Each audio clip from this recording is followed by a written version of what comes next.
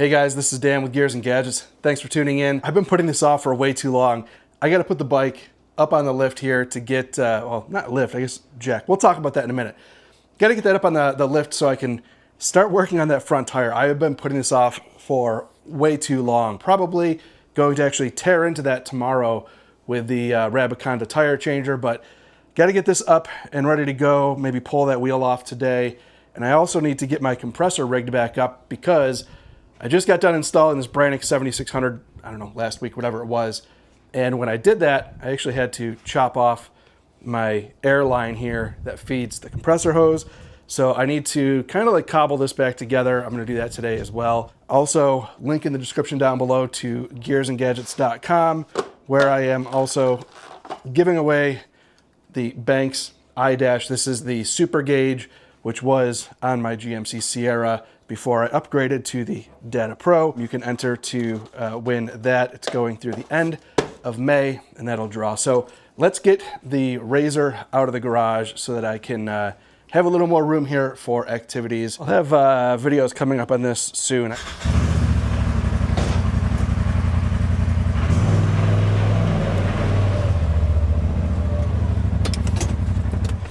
Let's get the bike pulled away from the wall here. I really have been not riding all that much lately. It's been sitting here somewhat neglected, and that's what we're gonna aim to fix is get this front tire replaced and get it replaced with this bad boy.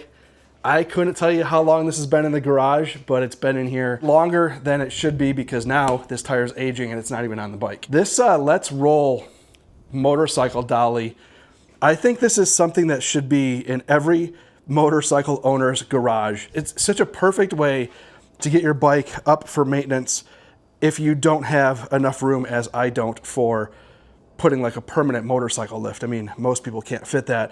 This is way better than the alternative. And this works okay. I bought this from Harbor Freight years ago and I've used the snot out of that, but this is like super, super wobbly. And this, you'll see here in a moment, is absolutely not. We'll grab it off the wall here.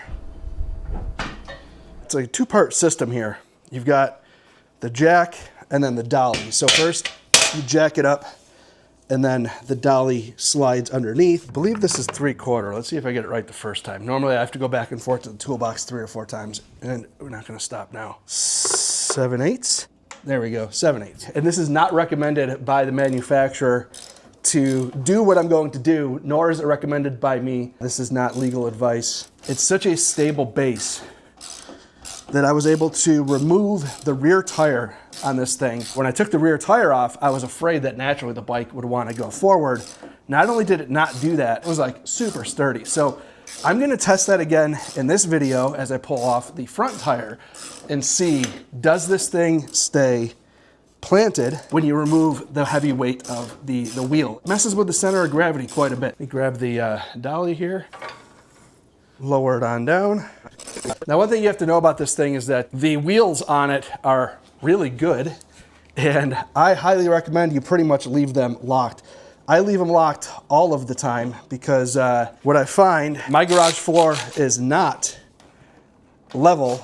I mean, it's pretty level, but there are some high and low spots in my garage. And this thing, if you don't have the wheels locked, she's overboard, what went wrong? If I'm just making minor adjustments, I just leave it locked. And it's kind of like, still pretty easy to move, but then when you stop, it stays stopped. But I'll undo the brake on this side. They ship it with 2 wheel locks. But if I unlock that, what you'll see is now it's easier to move, but now, I mean, it's going by itself.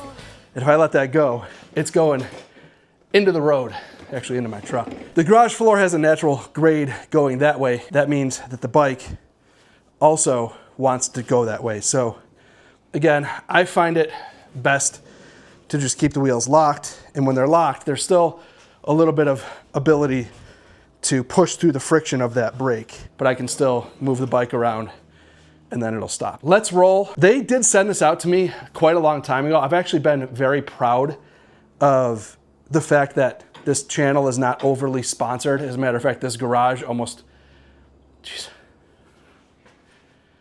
I think all of the tools I think I've bought myself. I don't see anything else in here that was sponsored. This is what is wild about this Let's Roll or Dolly, is that, I mean, I can sit and kind of like bobble around on this thing, bounce around, and it isn't going anywhere. If I kind of like pull myself back a little bit, the front tires or front wheels on the casters do come up just ever so slightly. Even still, that front tire doesn't, or front wheel and tire doesn't weigh more than the pressure that I'm putting on the rear there. So what I'm gonna do is pull this off. So we've got a couple pinch bolts right there. Undo those. That'll loosen up tension on the axle there. There's actually only one on that side. 19 millimeters, this thing's huge. I need to get my breaker bar. I'm gonna use just the regular old car jack. Just get a little pressure on the back tire here.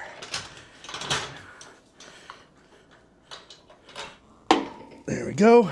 Break the axle free. All right.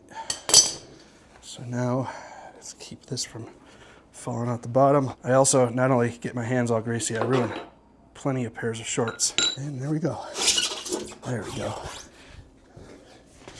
So now if all goes well, I should be able to let this jack down without the motorcycle falling forward or falling backward. Jack is free. This is why I absolutely love this thing. I mean, I can just wheel it off to the side now and work on the bike as I need to. And it's not going anywhere. As a matter of fact, if I push it down, it'll go back, but it'll fall back forward. There it is back and just falling back forward on its own. So she ain't going nowhere. And now we can push this off to the side.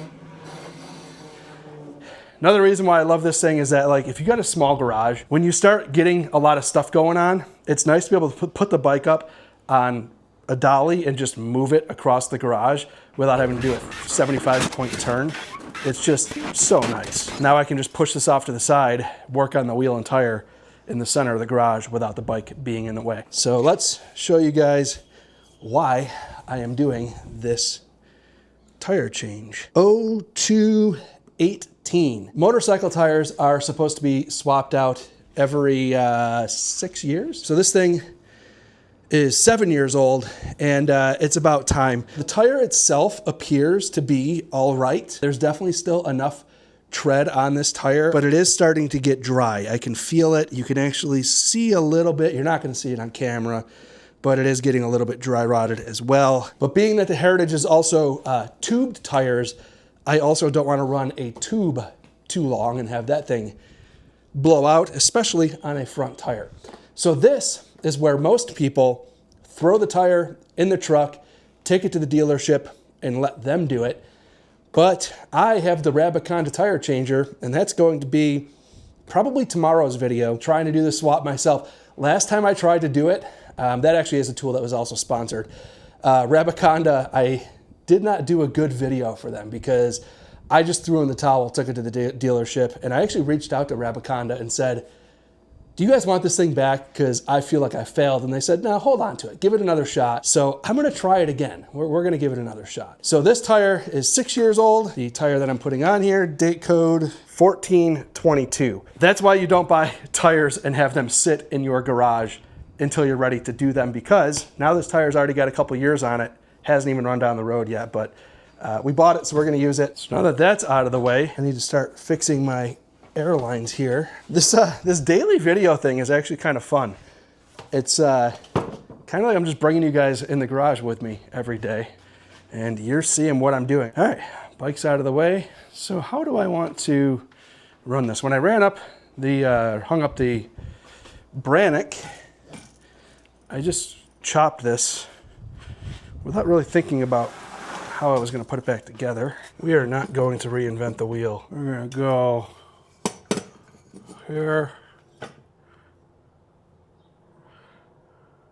When I first ran this, I actually had a giant compressor that I just did not need that I pulled out of here. I think it was a 60 gallon, maybe 80 gallon. It was huge. It was just too big. So I downgraded the compressor to give me back some floor space, basically sold it to somebody on Facebook, got my money out of it, got this one. I bought this whole setup, or ran this whole setup, when I painted the Crown Vic in this garage, which that video did terrible years ago. I have a valve here, runs up to the ceiling, comes over, makes a drop down here, and I put a valve here. I've got the little air and oil separator also. The only thing that I drain anything out of, which also doesn't really collect anything anyway. So this is definitely overkill for what I have. A lot of people would say like, oh, that's unnecessary because I've got a regulator on the tank here and I could just run my hose reel from like over here. But I like the hose reel to be in the center of the garage, because then if I back up here, it doesn't matter what side of the garage I'm working on. It's kind of like dead centered there, versus like if I've got it on this wall and I'm working on this side of the truck, I'm like dragging the hose over the hood and stuff like that. So this, I like it in that spot, so I'm gonna leave it there. So we'll just run this. I might have to pick up a little tiny, like, I don't know, small little extension line here to connect those two, but that'll be fine. Cleaner up here. Get our flux in there. Up over here. Let's get going. I'm really not good at soldering. Those people out there that do this for a living do some really nice soldering.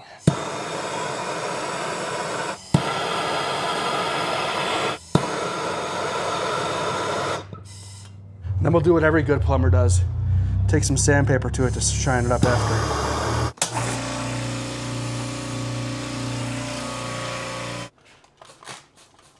She's hot.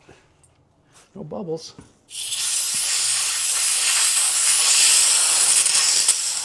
All right, the camera died, so you guys can accuse me all you want of hiring in a professional plumber to get that gem. Just kidding. If that was a professional plumber, I wouldn't pay for it. But the way that I do this, just cool it off a little bit, clean up the splatter off the wall. There, now you never could even tell that it was burned in at a 7th trillion degrees. As long as it's shiny, right? That means it was a good job.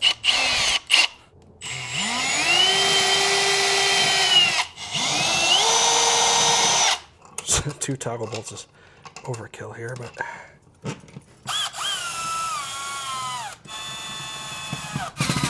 we're good there. So that'll do it for today. I actually got some other stuff I gotta go run around, some other chores I gotta get done. And this is ready to go for tomorrow. Absolutely love the Let's Roll Dolly. I will link the description down below. Check it out. If you have a motorcycle, I think it's an absolute must-have for a garage. Got my shop air all set up, ready to rock and roll. Not leaking any air. Should be all good. So everything is back. I just need to get a little tiny extension, probably actually the exact same extension I have here, to run from here up to around. Actually pull that back a little bit so there's not under tension, and then we should be good there. So again, thank you guys very much for tuning in. Video a day until we hit 100K. Thanks for tuning in. If this is your first time tuning in, please hit that subscribe button down below. Remember, likes go a long way to help support the channel. See you guys next time. Now I got a whole mess to clean up.